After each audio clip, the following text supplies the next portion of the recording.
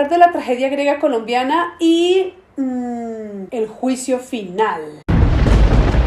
¿Pero por qué tan catastrófico todo?, dirán ustedes. Por un lado, porque ante la noticia de que el expresidente de Colombia, el doctor Álvaro Uribe Vélez, será llevado a juicio y enfrenta la posibilidad de poner sus dos patitas en la cárcel, más allá de erizarme, lo juro, tengo testigos, me ericé, surgió en mí la necesidad de enmarcar este momento de manera simple y contundente, de manera tal que más nunca se nos olvide todo lo que ha hecho falta recorrer para llegar a este momento. Para mí fue inevitable tener la idea de que esta victoria no solo es una victoria parcial, sino que además es una victoria un poco trágica.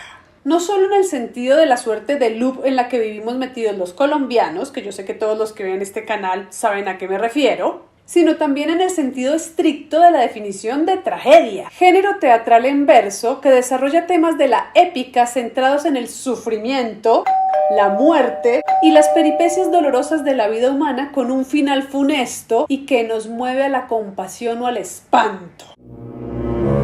O que tire la primera piedra el que no se haya espantado con la obra y gracia del señor Uribe. Pero además, la tragedia es una forma literaria, teatral o dramática cuyos personajes protagónicos son ilustres y se ven enfrentados de manera invencible e inevitable a causa de un error fatal o condición de carácter contra un destino fatal.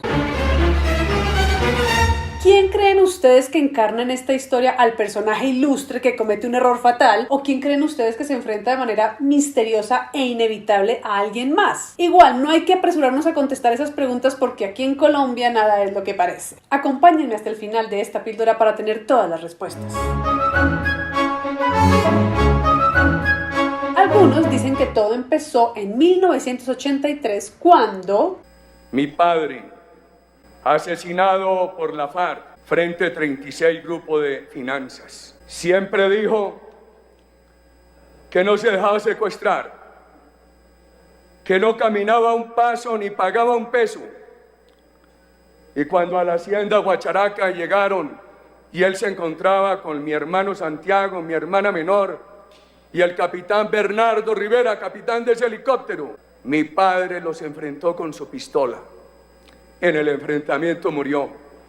Varios de los aquí presentes lo conocieron y saben que lo que... ¿Cuántas veces han visto ustedes a Álvaro Uribe salirse de los chiros como para pararse y agarrar el micrófono y ser así de enfático? Y así es como comienza esta historia. Por un lado, el hijo de un terrateniente pierde a su padre en una acción violenta sobre la cual existen versiones encontradas. Tragedia, tragedia. El hijo, Álvaro Uribe Vélez, tenía en aquel entonces poco más de 30 años y en ese momento ya era exdirector del Aerocivil y exalcalde de Medellín, cargo desde el cual se hizo cargo de iniciar las obras del metro. Traigo esto a colación porque la palabra metro es importante en la vida de este ilustre colombiano. Por otro lado, tenemos al hijo de un hombre comprometido con la justicia social que pierde a su padre a manos de estructuras paraestatales de extrema derecha plenamente identificadas. El hijo, Iván Cepeda, tenía en aquel entonces poco más de 30 años y era un filósofo que se apartaba de las ideas del Partido Comunista y empezaba a simpatizar con las ideas del movimiento Alianza Democrática M19. Finalmente, el hijo de un trabajador de la hacienda del terrateniente termina convirtiéndose en el padre del sobrino del guerrillero que le declara la guerra al terrateniente, pero ojo que esta no era la guerrilla de las FARC, sino era la guerrilla del ELN, y además termina entrando en las filas del paramilitarismo para combatir esas guerrillas. Así o más tragedia griega. El hijo del mayordomo, Juan Monsalve, tenía 18 años y entraba a ser parte del bloque metro de las autodefensas. Monsalve termina yendo preso y convirtiéndose en el testigo estrella del caso que terminará llevando a juicio al hijo del patrón de su padre. Yo digo que aquí tenemos tres finales que mueven a la conmoción o al espanto, pero que además no son el final final, porque es que esto es Colombia. ¡Vamos Colombia, que podemos más! En el segundo acto vamos a encontrar muchos cruces de caminos en los que nuestros protagonistas estuvieron a punto de chocarse sin notar el valor que tendrían esos cruces en la definición de su destino. Vamos a reseñar solo algunos. Punto de encuentro, Senado de la República de Colombia. Momento, año 1986 a año 1994. Cuando se trata de pensar en Álvaro Uribe como senador de la República, muchos lo visualizamos sentado allí solo a partir del año 2014, luego de haber sido presidente, pero el susodicho innombrable primero fue senador de la República entre el 20 de julio de 1986 y el 20 de julio de 1994. Y adivinen con quién compartió ese espacio.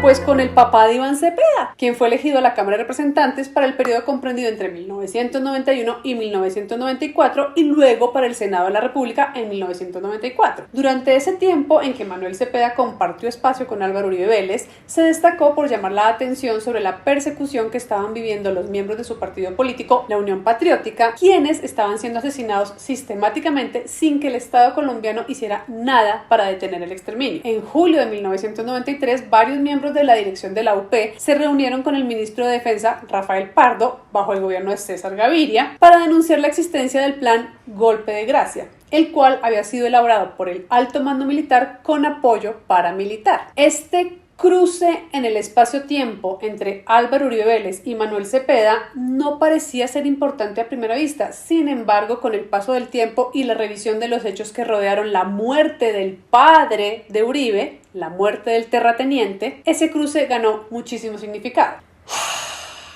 Recordar es convivir, sobre todo porque las convivir serían la génesis del aparato paramilitar que se tomaría al país en las próximas 2 décadas y que en complicidad con agentes del Estado cometería muchísimos crímenes como el de todos los miembros de la UP, entre los cuales se encontraba el senador Manuel Cepeda. ¿Cómo se modifica esa interacción de estos dos en el Senado, no? Manuel Cepeda pasaba por ahí al lado de Álvaro Uribe Vélez.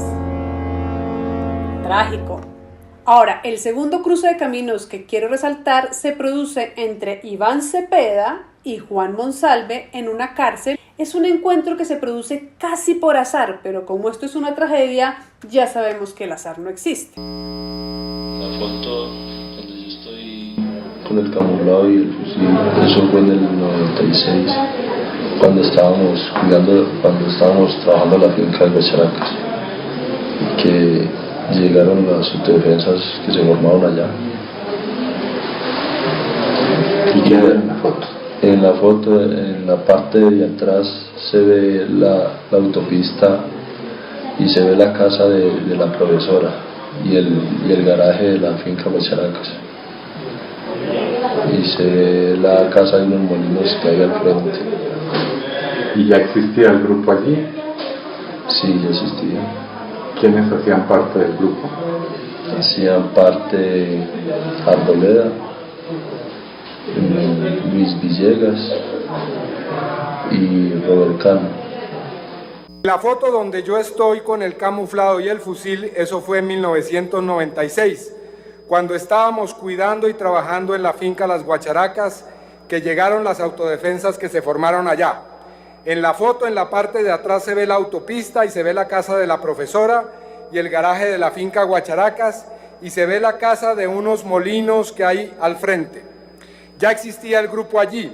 Hacían parte Arboleda, Luis Villegas y Robert Cano.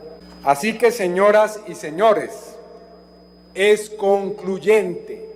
En el año 1996, existían hombres que se paseaban por la hacienda Guacharacas, camuflados, armados, en grupos, y esos señores no eran parte de otra cosa distinta a un grupo paramilitar, y que eso nos lo explique el expresidente Álvaro Uribe Vélez, que eso nos lo explique su hermano Santiago Uribe Vélez, que eso nos lo expliquen los señores Juan Villegas y el señor Santiago Gallón Henao.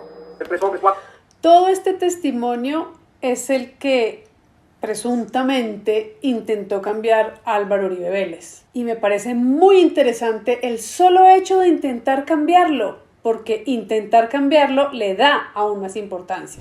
Sin embargo, como esto es Colombia y al parecer el único género que nos aplica es el realismo mágico, que yo llamo más bien realismo trágico, ¿qué más dijo Uribe? Y ojo a esto que dijo Uribe. El expresidente Álvaro Uribe dijo en una de sus intervenciones que él creía que este llamamiento a juicio era el comienzo de una especie de perdón social en el que se iba a utilizar su caso para que finalmente se le perdonara los horrores a los criminales. Esta manipulación en contra de mi persona da señales de hacer parte de la motivación para un acuerdo de paz total o para una ley de punto final.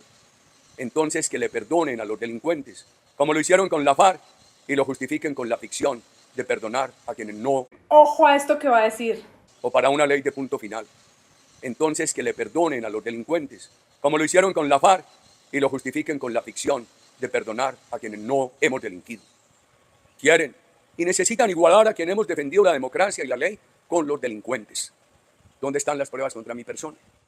¡Wow! Primero, es curiosamente mágico, trágico, la manera en que Uribe casi que repite la misma frase que dijo cuando asesinaron a su papá. Quienes tenemos que defender el orden democrático y el Estado de Derecho, requerimos como mínimo igualarnos en forma general a la mística que para destruirnos acompaña a los malhechores.